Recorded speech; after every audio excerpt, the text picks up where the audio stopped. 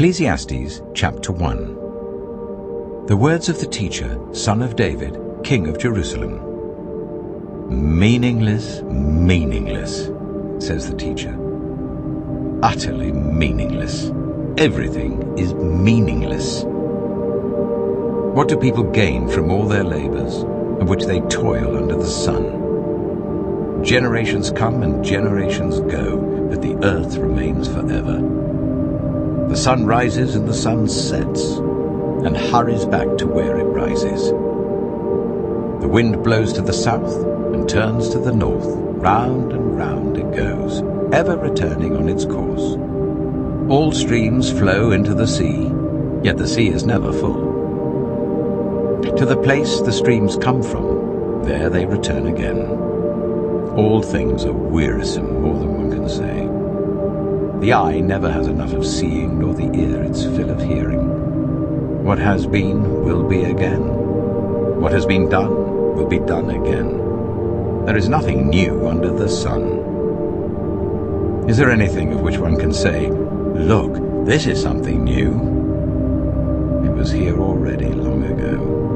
It was here before our time. No one remembers the former generations, and even those yet to come will not be remembered by those who follow them. I, the teacher, was king over Israel in Jerusalem. I applied my mind to study and to explore, by wisdom, all that is done under the heavens. What a heavy burden God has laid on mankind. I have seen all the things that are done under the sun. All of them are meaningless, a chasing after the wind. What is crooked cannot be straightened, what is lacking cannot be counted. I said to myself, "Look, I have increased in wisdom more than anyone who has ruled over Jerusalem before me. I have experienced much of wisdom and knowledge." Then I applied myself to the understanding of wisdom, and also of madness and folly. But I learned that this too is a chasing after the wind. For with much wisdom comes much sorrow. The more knowledge, the more grief. Ecclesiastes chapter 2. I said to myself, "Come now, I will test you with pleasure to find out what is good." But that also proved to be meaningless. Laughter, I said, is madness, and what does pleasure accomplish? I tried cheering myself with wine and embracing folly, my mind still guiding me with wisdom.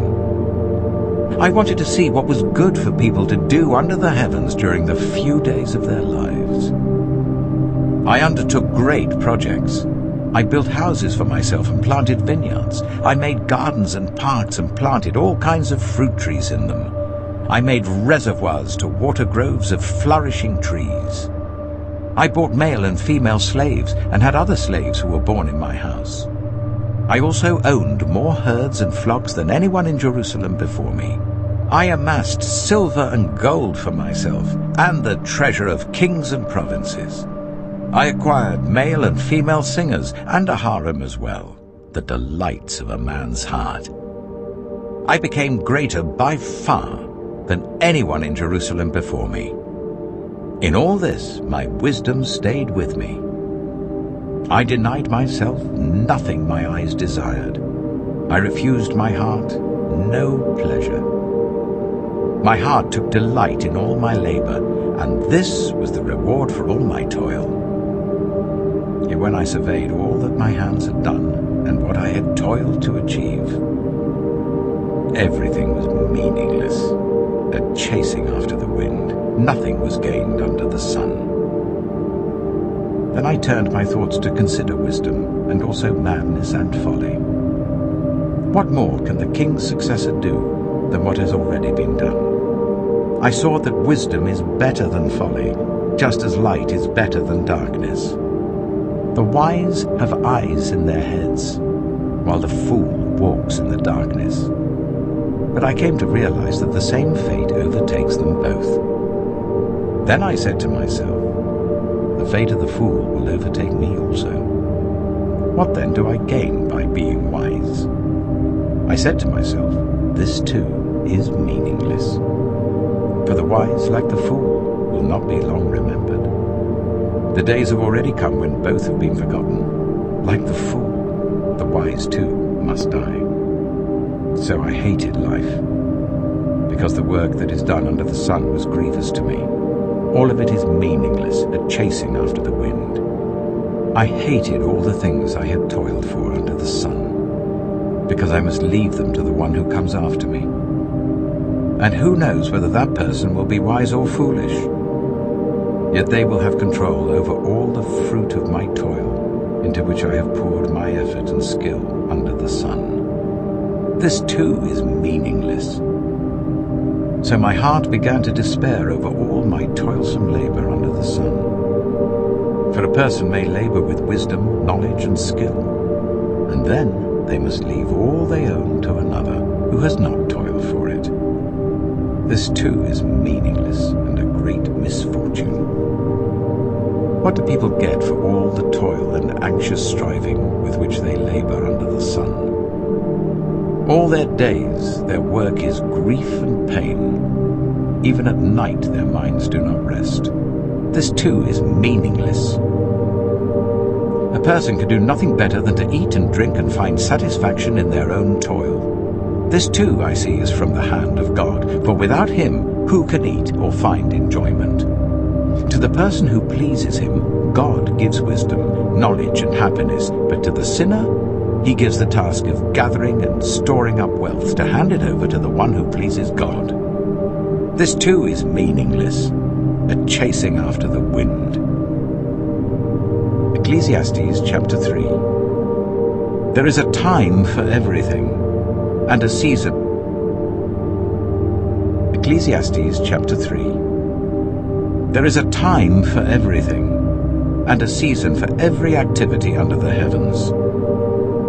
A time to be born and a time to die. A time to plant and a time to uproot. A time to kill and a time to heal. A time to tear down and a time to build. A time to weep and a time to laugh. A time to mourn and a time to dance. A time to scatter stones and a time to gather them. A time to embrace and a time to refrain from embracing. A time to search and a time to give up.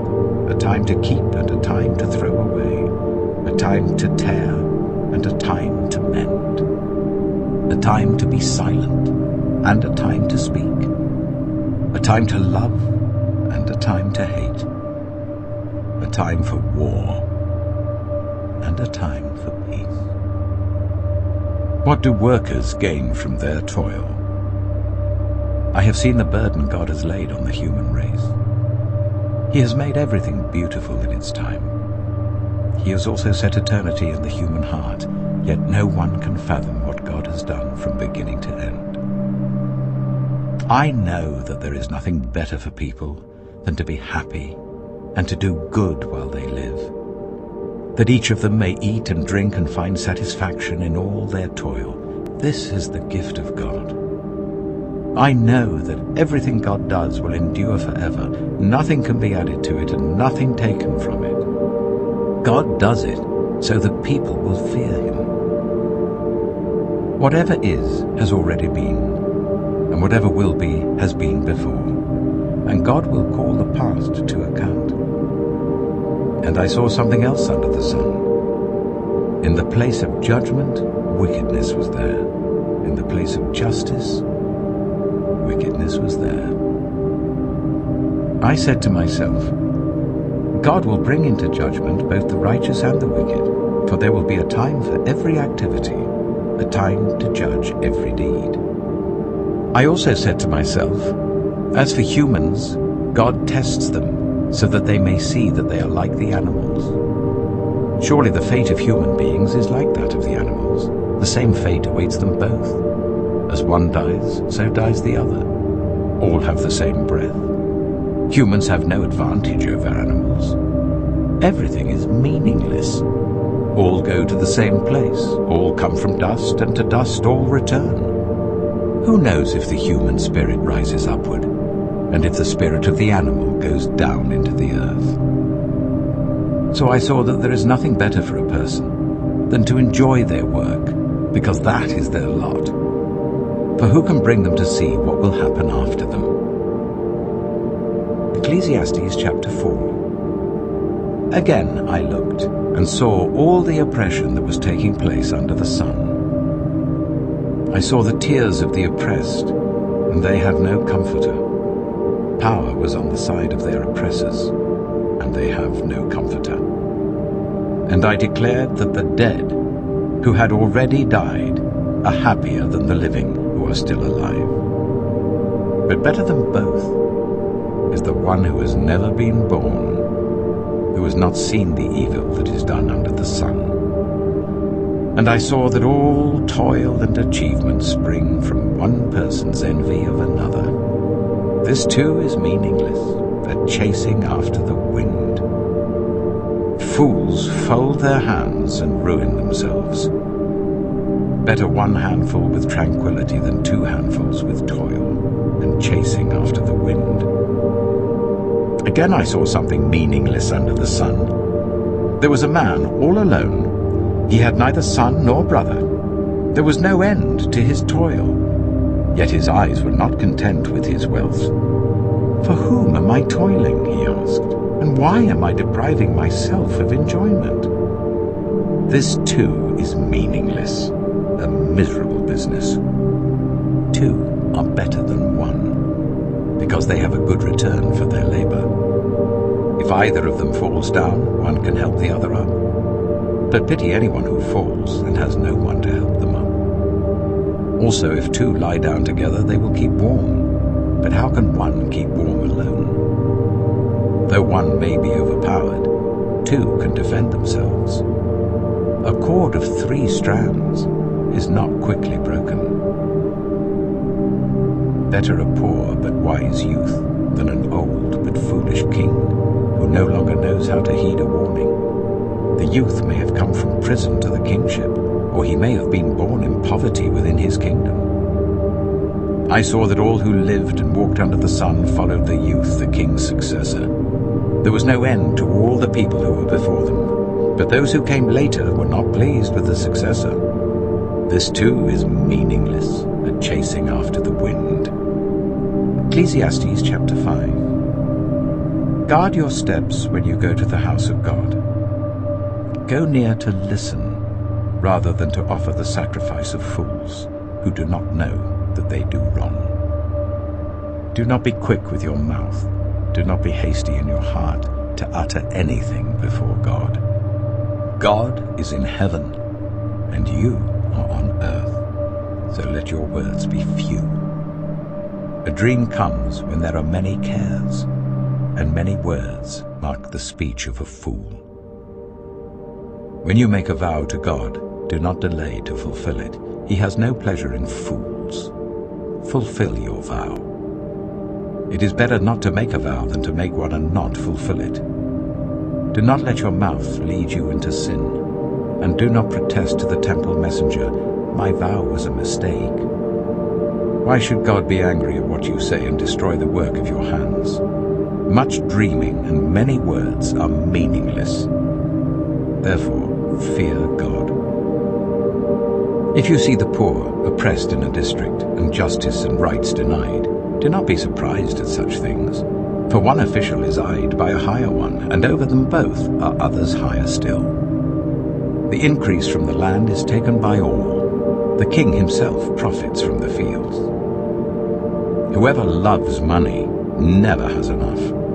Whoever loves wealth is never satisfied with their income. This too is meaningless. As goods increase, so do those who consume them. And what benefit are they to the owners, except to feast their eyes on them?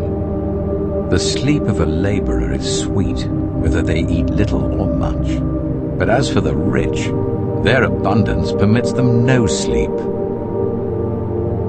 I have seen a grievous evil under the sun. Wealth hoarded to the harm of its owners, or wealth lost through some misfortune, so that when they have children there is nothing left for them to inherit. Everyone comes naked from their mother's womb, and as everyone comes, so they depart. They take nothing from their toil that they can carry in their hands.